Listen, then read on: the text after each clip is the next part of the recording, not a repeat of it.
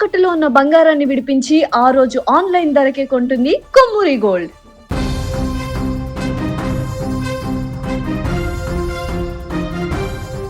తిరుపతి జిల్లాలో దారుణ ఘటన చోటు చేసుకుంది. ఒకే ఇంట్లో 5గురి మరణం ఇప్పుడు సంచలనంగా మారింది. అసలు ఆ 5గురు ఎలా చనిపోయారు, ఎందుకు చనిపోయారు అనేటువంటి కారణాలు ఇప్పుడు మిస్టరీగా మారాయి.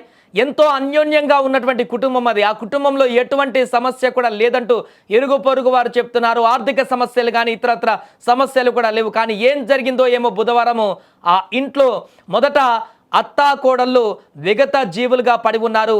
వారిని చంపారా లేకుంటే వారు చనిపోయారా, ఏం జరిగిందనేది ఇంకా ప్రశ్నగానే మిగిలి ఉంది.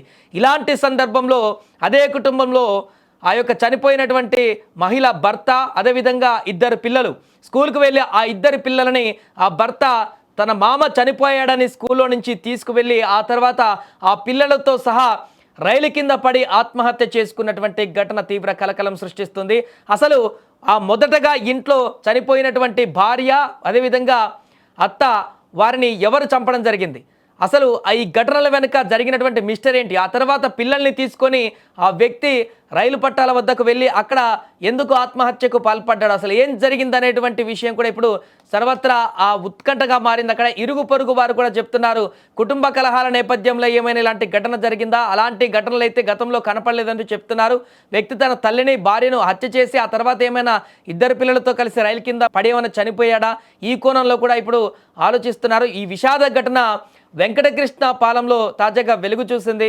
పోలీసుల ప్రాథమిక విచారణ ప్రకారం వెంకటకృష్ణ పాలెంకి చెందినటువంటి మోహన్ అనేటువంటి వ్యక్తి నిన్న తెల్లవారుజామున తన కన్నతల్లి చంద్రకళ, అదేవిధంగా భార్య హరిత, వారిద్దరూ కూడా అక్కడ మధ్యాహ్నం సమయంలో విగత జీవులుగా పడి ఉన్నారు. అంతకంటే ముందే స్కూల్కి వెళ్ళి చిన్నారులు వారి యొక్క పిల్లలు కౌశిక్, హరిణిని వారిద్దరిని తీసుకువెళ్ళి బయటికి వెళ్ళిపోయాడు. సమీపంలోని వేపకుంట రైల్వే ట్రాక్ వద్దకు చేరుకొని పిల్లలతో సహా వేగంగా వస్తున్నటువంటి రైలు కింద దూకి బల్వన్ మరణానికి పాల్పడ్డాడు. ఇక్కడ మరొక విషయం ఏంటంటే, తాను చనిపోవడానికి రైలు పట్టాలకు వెళ్ళినప్పుడు పిల్లలు తనని అడ్డుకునేటువంటి ప్రయత్నం చేసినట్టుగా చెప్తున్నారు. ఒక లోకో పైలట్ దాన్ని గమనించి వేరే స్టేషన్లో చెప్పడం జరిగింది ఫిర్యాదు.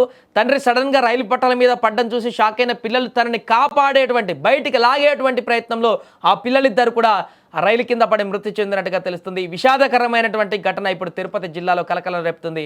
అసలు దీనికి సంబంధించిన పూర్తి వివరాలు తెలుసుకుందాం. అసలు ఎలా జరిగాయి ఈ మరణాలు, ఏం జరిగింది అనేటువంటి విషయానికి సంబంధించిన పూర్తి వివరాలు మా ప్రతినిధి మంజునాథ్ ఫోన్లను అందిస్తారే. మంజునాథ్, ఈ కేసు ఏంటి? అనేక ప్రశ్నలతో కూడుకున్నటువంటి అంశంగా మారింది. ఏం జరిగింది అసలు వీళ్ళ ఇంట్లో, పూర్తి వివరాలు ఏంటి? తిరుపతి జిల్లా నారాయణవనం మండలం వెంకటకృష్ణపాలెం గ్రామంలో విషాదం అయితే అలముకున్నమాట వాస్తవమే. వెంకటకృష్ణపాలెనికి చెందిన మోహన్ కు రైల్వే కోడూరుకు చెందిన హరితను గత 16 ఏళ్ల క్రితం ప్రేమించి పెళ్లి చేసుకున్నారు. వీరికి హిమని, కౌశిక్ అని 2 పిల్లలు ఉన్నారు. హరిత స్థానికంగా అంటే నారాయణవనంలో టైలరింగ్ తో పాటు బ్యూటీ పార్లర్ నిర్వహిస్తూ ఒక 10 మందికి ఉపాధి కల్పిస్తోంది.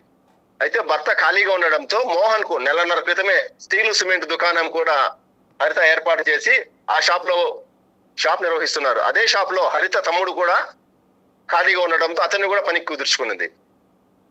దీంతో ఇద్దరు 2 చేతులతో ఆర్థికంగా సంపాదించి నిలదొక్కున్నారు. వీరికైతే ఎటువంటి ఆర్థిక సమస్యలు లేవు. పిల్లలిద్దరిని కూడా పుత్తూరులోని ఓ కార్పొరేట్ కళాశాలలో చదివిస్తున్నారు. వీరితోనే మోహన్ తల్లి చంద్రకళ కూడా ఉంటున్నారు.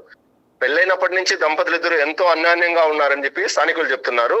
అయితే నిన్నటి దినం బుధవారం ఏం జరిగిందో ఏమో తెలియదు కానీ మోహన్ తెల్లవారుతో పిల్లల్ని రెడీ చేసుకుని స్కూల్ తీసుకెళ్లి స్కూల్లో వదిలిపెట్టేవాడు. అయితే ఉదయం 11 గంటలకు తిరిగి అదే మోహన్ స్కూల్ దగ్గరికి వెళ్ళి తన మామ చనిపోయాడని చెప్పేసి పిల్లలిద్దరిని తీసుకెళ్లి సాయంత్రం వరకు మొబైల్ స్విచ్ ఆఫ్ అయిపోయింది. అయితే ఇంటి దగ్గరికి వెళ్లే సమయానికి హరిత తమ్ముడు భోజనం తీసుకురాకపోవడంతో ఇంటి దగ్గరికి వెళ్లి చూడగా తన అక్క హరిత, అదే విధంగా అత్త చంద్రకళలు చెరో గదిలో కిరాతకంగా హత్య చేసి ఉండడం గమనించి ఏం జరిగిందో ఏమో తెలియకపోవడంతో ఇరువురు వరకు సమాచారం అందించారు.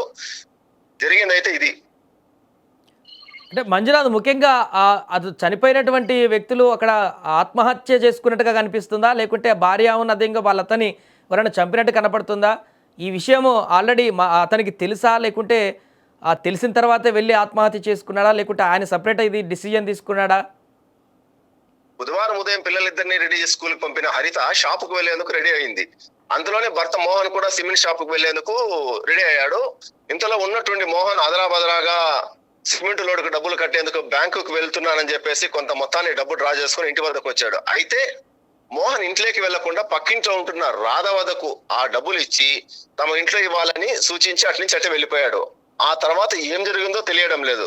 మధ్యాహ్నం 1:30 గంట ప్రాంతంలో చంద్రకళ అన్న బాలకృష్ణ ఇంటికి వెళ్ళాడు. హరిత, చంద్రకళ విగత జీవులుగా పడి ఉండటంతో చూసి ఆయన కేకలు వేసి ఇరుగు పొరుగు వారిని పిలిచాడు. అలాగే మంజునాథ్, ఒకటి రైల్వే పైలట్ కూడా చెప్తున్న దాని ప్రకారం అక్కడ పిల్లలు తండ్రిని కాపాడేటువంటి ప్రయత్నం చేసినట్టుగా, పట్టాల మీద తను మాత్రం ఆత్మహత్య చేసుకున్నట్టుగా తెలుస్తుంది. ఆ టైంలోనే పిల్లలు కూడా కాపాడే ప్రయత్నంలోనే వారు కూడా దాని కింద పడినట్టుగా తెలుస్తుంది. దీనికి సంబంధించి అప్డేట్ ఏముంది? ఆ పైలట్ ఏం చెప్పాడు ఫిర్యాదులో?